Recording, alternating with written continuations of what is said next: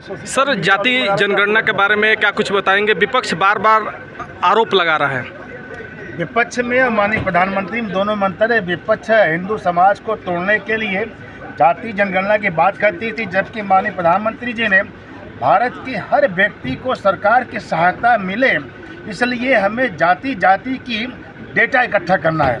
यानी कि माना कि एससी के अंदर, ओबीसी के अंदर या फॉरवर्ड के अंदर जो क्रीमी लेयर है, उनकी हम जाति जनगणना करा करके जो सरकार की योजनाएं हैं उन तक, उनको लाभ तक पहुंच जाए, कोई लाभ से वंचित न रह जाए।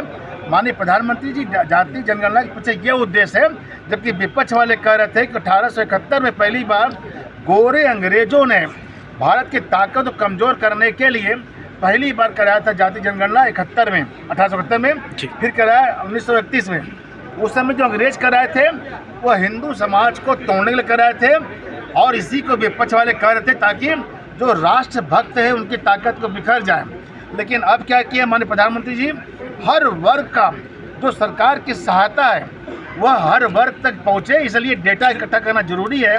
और डेटा के लिए माननीय प्रधानमंत्री जी ने यह जाति जनगणना का करा रहे हैं ताकि कोई भी आदमी उससे वंचित न रह जाए। सर, मैं स्पष्ट कर देना चाहता हूं आपके माध्यम से कि विपक्ष आरोप लगा रहा है जाति जनगणना से लोगों को जो है क्या सुविधाएं मिलेगी। हमने कहा जाति जनगणना से जो भी सरकार, आप जानते हैं कि भारत के संविधान में आरक्षण है, चाहे वो नौकरी में है, चाहे व्यापार करने के लिए, यहाँ तक कि चुनाव लड़ने के लिए भी है।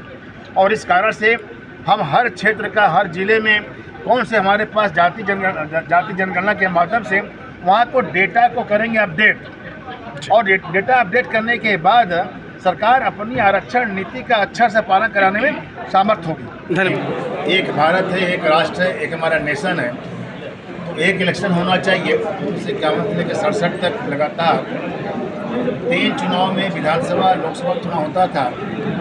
आज जब देखिए हर 6 महीने में कहीं न कहीं चुनाव हो रहा है, अलग स्टेट, कभी दिल्ली हो रहा है, कभी पंजाब हो रहा है, कभी हरियाणा, कभी यूपी हो रहा है। तो चुनाव से जो हमारी कार्य क्षमता है वो प्रभावित होती है।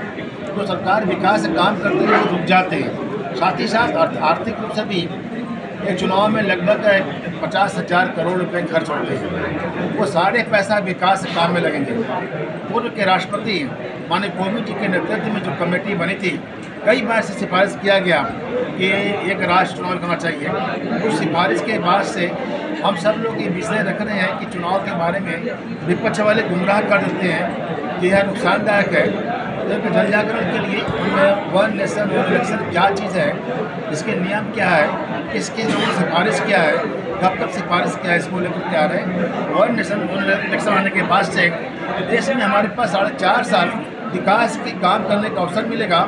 और साथ ही साथ जब चुनाव होता है तब तक आचार संहिता कारण से उस प्रदेश का जिले का काम रुक जाता है, तो सारे काम स्पीड से होंगे, विभाग डंप हो जाता है, वो काम करते रहेंगे।